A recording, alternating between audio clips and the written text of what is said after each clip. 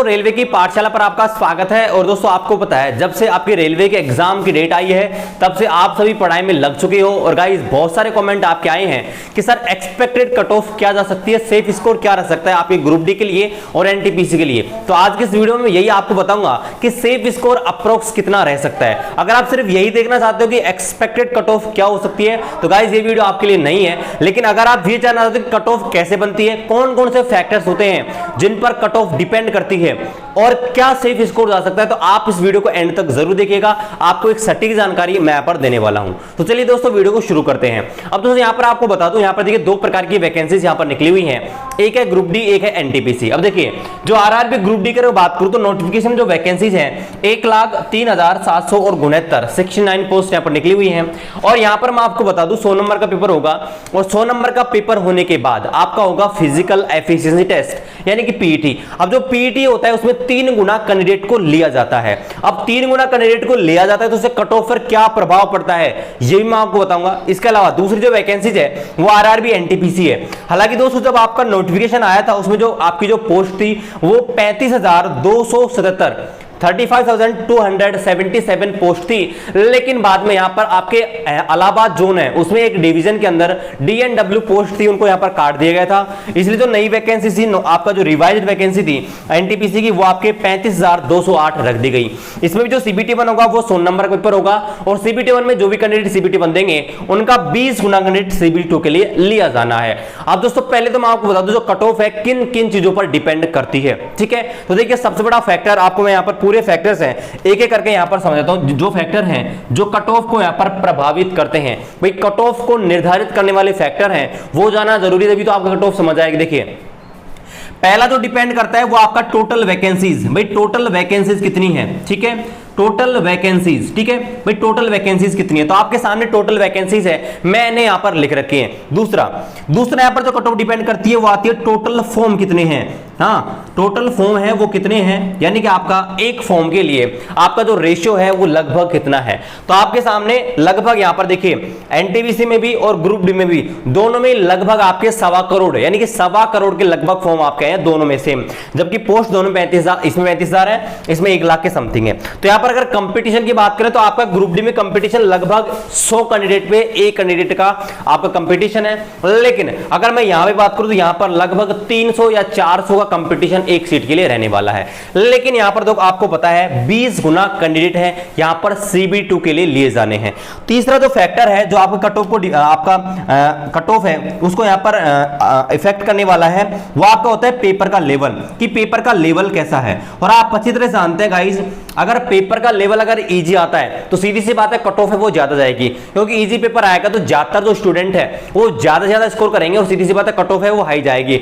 लेकिन अगर पेपर अगर आपका टफ आ जाता है, मॉडरेट टू हार्ड आ जाता है तो सीधी सी बात है कट ऑफ कहीं ना कहीं डाउन रहेगी। और सबसे इंपॉर्टेंट फैक्ट जो कट ऑफ को यहां पर निर्धारित करेगा वो आपका होता है नॉर्मलाइजेशन। बहुत ही इंपॉर्टेंट है गाइस, ये जो नॉर्मलाइजेशन है ना यही सब कुछ है ना, जो आपका नॉर्मलाइजेशन है यही सब कुछ है आपके रेलवे की वैकेंसीज के ऊपर। ये आपके सिलेक्शन प्रोसेस के लिए बहुत बड़ा फैक्टर जिम्मेदार है, क्योंकि गाइस आपको पता है नॉर्मलाइजेशन में रेलवे क्या करती है, रेलवे एक प्रकार से नॉर्मलाइजेशन हिंदी में बोलते हैं सामान्यीकरण। मतलब कि रेलवे ये बोलती है कि भाई अगर आपका पेपर अलग अलग शिफ्ट में हुआ, दो आप अलग अलग लोग हो और जिनका पेपर अलग अलग शिफ्ट में हुआ है तो हो सकता है कि जो आपका एक कठिन वाला एक जो व्यक्ति है उसका पेपर कठिन शिफ्ट में हुआ है, एक का इजी शिफ्ट में हुआ है, तो रेलवे कहती है कि जिसका पेपर भी कठिन आया है उनको हम फ्री में मार्क्स देंगे और ऐड करेंगे, उन्हें हम बोलेंगे नॉर्मलाइजेशन स्कोर। अब दोस्तों होता यह है आपकी किस्मत के ऊपर है। अगर मैं 2018 की वैकेंसीज की बात करूं तो यहां पर ग्रुप डी 2018 में 40 अंक लोगों के मिले थे। अब दोस्तों मान लीजिए कोई आपका एक कैंडिडेट है जिनका हार्ड शिफ्ट में पेपर हुआ है और उसने 40 ही स्कोर किया और 40 उसको नॉर्मलाइजेशन मिल गया तो 80 स्कोर हो गया। लेकिन मान लीजिए कोई इजी शिफ्ट वाला कैंडिडेट है उसने 70 स्कोर किया और नॉर्मलाइजेशन मार्क्स का 0 है, मतलब नॉर्मलाइजेशन किया ही नहीं, बोल दिया रेलवे ने कि भाई आपका पेपर है वो इजी शिफ्ट में है तो उसका सिलेक्शन तो नहीं हुआ, लेकिन जो हार्ड शिफ्ट वाला है उसका सिलेक्शन हो गया। तो कहीं ना कहीं नॉर्मलाइजेशन है एक बहुत बड़ा फैक्टर है सिलेक्शन प्रोसेस के लिए, ठीक है। इसको आप अपनी किस्मत बोल सकते हो कि नॉर्मलाइजेशन है वो कैसे किया जाता है ये मुझे पता नहीं है। हालांकि एक बहुत बड़ा सूत्र आपको दे रखा है और वो कोई भी नहीं समझ पाता। ये रेलवे का अलग सिस्टम है, ठीक है, और साइंटिफिक वैल्यू होती है और जिसको समझना बहुत ही कठिन कार्य है, ठीक है। तो फिलहाल आप ये मान लीजिए कि नॉर्मलाइजेशन है, एक प्रकार से लक है आपका फ्री मार्क्स लाने का। तो ये सबसे बड़ा फैक्टर होता है आपके कट ऑफ को डिसाइड करने वाला, क्योंकि आपको होता है अगर कट ऑफ पिछली बार आपको पता है रेलवे की इतनी ज्यादा कट ऑफ गई थी, है ना, किसी ने एक्सपेक्ट नहीं की थी। उसका कारण यही था कि नॉर्मलाइजेशन, ठीक है, सब ये सोच रहे थे कि एक्सपेक्टेड कट ऑफ 50% जाएगी, लेकिन कई जोन की 80-80, 85-85 कट ऑफ भी गई थी। अब चलिए मैं आपको बता दूं यहां पर देखिए दोनों की जो एक्सपेक्टेड कट ऑफ है, एक्सपेक्टेड सेफ स्कोर है, वो यहां पर क्या रह सकता है। अब देखिए पहले हम बात करते हैं यहां पर आपके ग्रुप डी के बारे में, ठीक है। तो देखिए ग्रुप डी में आपको होगा क्या दोस्तों, यहां पर 3 गुना कैंडिडेट हैं, उनको यहां पर लिया जाएगा फिजिकल एफिशिएंसी टेस्ट के लिए। अब मैं आपको बता दूं आपकी जो कट ऑफ है ना बहुत जगह बनती है। देखिए सबसे पहले अगर मैं ग्रुप डी की बात करूं तो ग्रुप में जो कट ऑफ होती है ना, पहले तो आपकी बनती है जब पीटी की लिस्ट जाती है उसके लिए अलग कट ऑफ जाती है। पीटी के बाद में जब डीवी होता है, डीवी के लिए अलग लिस्ट आपके डीवी होती है ना, डीवी के लिए आपकी अलग कट ऑफ जाती है, और लास्ट में जब आपका पैनल डलता है तो पैनल के लिए अलग कट ऑफ जाती है। मतलब 3 बार आपकी कट ऑफ जाती है आपका ग्रुप डी जो होता है उसमें। अब देखिए हो गया दोस्तों आपका जैसे सीबीटी 1 होगा, सीबीटी 1 ही होता है इसमें तो आपके ग्रुप डी में, तो जैसे आपका सीबीटी होगा मतलब आपको जैसे टेस्ट होगा, तो टेस्ट होने के बाद 3 गुना कैंडिडेट हैं, यानी कि आपके 1 लाख वैकेंसीज है, तो लगभग आपके 3 लाख और 10,000 कैंडिडेट हैं जिनको यहां पर फिजिकल एफिशिएंसी टेस्ट यानी फिजिकल के लिए बुलाया जाएगा। अब 10 लाख कैंडिडेट हैं जिनको आपके 3 लाख कैंडिडेट हैं, 3,10,000 कैंडिडेट हैं जिनको यहां पर बुलाया जाएगा 1 लाख वैकेंसीज के लिए। तो इससे जो आपका कट ऑफ फिर इफेक्ट पड़ता है ना वो लगभग 5 से 6% का पड़ता है। यानी कि नॉर्मल अगर 1 लाख कैंडिडेट बुलाते हैं तो जो कट ऑफ जाती है ना, जब 3 लाख कैंडिडेट बुलाए जाएंगे तो कट ऑफ में जो डिफरेंट आएगा लगभग 5 से 7% का डिफरेंट जाता है। यानी कि डीवी के लिए जो कट ऑफ जाती है और फिजिकल की जो कट ऑफ जाती है उनमें कम से कम 5 से 7% का डिफरेंट होता है। आप प्रीवियस ईयर 2018 की किसी भी बोर्ड की कट ऑफ आप देख सकते हो, ठीक है। ये मैंने पूरा आपको एनालिसिस करके फिर आपको बता रहा हूं। तो यहां पर देखिए अगर मैं बात करूं फिजिकल के लिए यानी कि पीईटी के लिए जब 3 गुना कैंडिडेट को लिया जाएगा तो कितना सेफ स्कोर रह सकता है सभी के लिए। तो पहले हम बात करते हैं यहां पर यूआर के लिए। तो अगर यूआर कैंडिडेट अगर आप हैं तो आप कितना आपका सेफ स्कोर लेकर चलिए, क्योंकि आपको पता है जो कट ऑफ है वो बहुत फैक्टर पर डिपेंड करेगी। तो आप अगर यहां पर अगर आप यूआर कैटेगरी से हैं तो आपका स्कोर आप 70 के अप्रोक्स लेकर चलिए, ठीक है। 70 के अप्रोक्स आप लेकर चलिए, 2-5 मार्क्स आगे पीछे हो सकते हैं, लेकिन अप्रोक्स आपको 70 आपका जो रो मार्क्स है ना पीईटी के लिए वो आपको रखना है, किसी बोर्ड से हो। मैं फिलहाल आपको बोर्ड के बारे में नहीं बता रहा हूं। बोर्ड के लिए हालांकि मैंने पहले अलग अलग बोर्ड से आपके जो फॉर्म भरे हैं उसके आधार पर और प्रीवियस कट ऑफ के आधार पर एक्सपेक्टेड कट ऑफ बताया था, लेकिन यहां में सिर्फ आपको एक सभी जोन के लिए एक आपके एक प्रकार से जो एवरेज कट ऑफ है वो आपको बता रहा हूं। अगर आप यूआर कैटेगरी से है तो आपका रो मार्क्स पीटी के लिए मैं बता रहा हूं, ध्यान रखना पीटी के लिए है और रो मार्क्स है, मतलब नॉर्मलाइजेशन कट ऑफ नहीं है। मैं आपको पहले बता रहा हूं नॉर्मलाइजेशन कट ऑफ है वो डिपेंड करती है नॉर्मलाइजेशन के ऊपर, इसलिए वो मैंने बता रहा। आपका रो मार्क्स सेफ स्कोर मैं आपको बता रहा हूं, अगर आपका यूआर है तो 70 स्कोर आप 70 के लगभग आपको स्कोर लेकर चलना है। अगर आप इसके बाद में ओबीसी कैंडिडेट हैं तो अगर आप ओबीसी कैंडिडेट हैं तो आप अपना स्कोर है वो यहां पर लेके चल सकते हो 65 के अराउंड, ठीक है। सभी बोर्ड से 65 के अराउंड आपका स्कोर है वो आपका लेकर चल सकते हो। इसके बाद अगर बात करें ईडब्ल्यूएस की तो ईडब्ल्यूएस और एससी दोनों कट ऑफ मेरे हिसाब से सेम सी रहेगी, ईडब्ल्यूएस और एससी, और इनकी कट ऑफ है वो लगभग 60 के समथिंग रहने के चांसेस हैं, ठीक है। 60 से प्लस माइनस 2-4 अंक ऊपर हो सकते हैं, लेकिन इतनी जाने वाले ये आपका रो मार्क्स रहेगा 60 के समथिंग।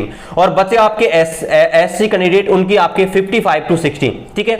इतनी आपके अप्रोक्स सेफ स्कोर आपको लेके चलना ही होगा, ठीक है, जब 3 गुना कैंडिडेट लिए जाएंगे। बाकी आपको बताया जब नॉर्मलाइजेशन होगा तो नॉर्मलाइजेशन के हिसाब से जो आपकी कट ऑफ है वो डिपेंड करेगी, और पीटी के लिए जो कट ऑफ है और आपका जो फाइनल कट ऑफ है उसमें आपके 5 से 7 नंबर का डिफरेंट आएगा। अब हम बात करते हैं यहां पर जो एनटीपीसी वैकेंसीज उनके लिए। तो एनटीपीसी वैकेंसीज में आपके टोटल वैकेंसीज हैं 35,207। अब यहां पर जो सीबीटी होगा उसमें 20 गुना कैंडिडेट को लिया जाएगा सीबीटी 2 के लिए, ठीक है। अब देखिए 20 गुना अगर निकाले तो लगभग आपके 7 लाख कैंडिडेट हैं जिनको यहां पर सीबीटी 2 के लिए लिया जाना है।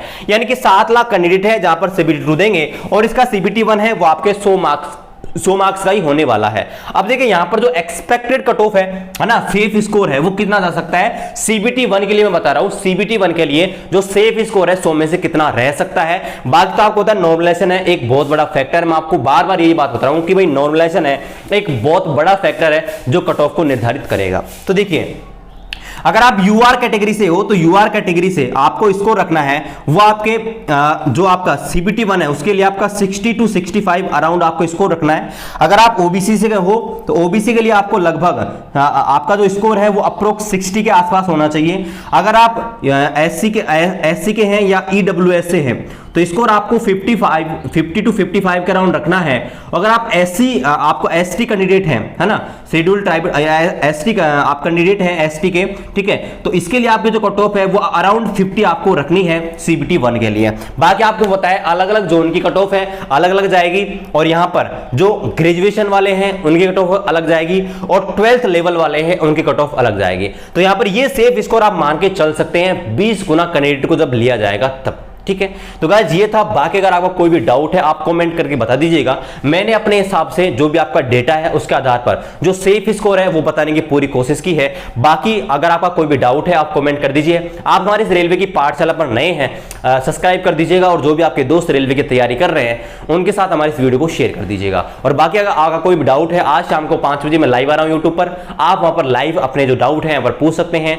चलिए दोस्तों, आशा करते हैं ये जानकारी आपको बहुत ही पसंद आई होगी। चलिए मिलते हैं आपसे अगली वीडियो में, तब तक जय हिंद जय भारत।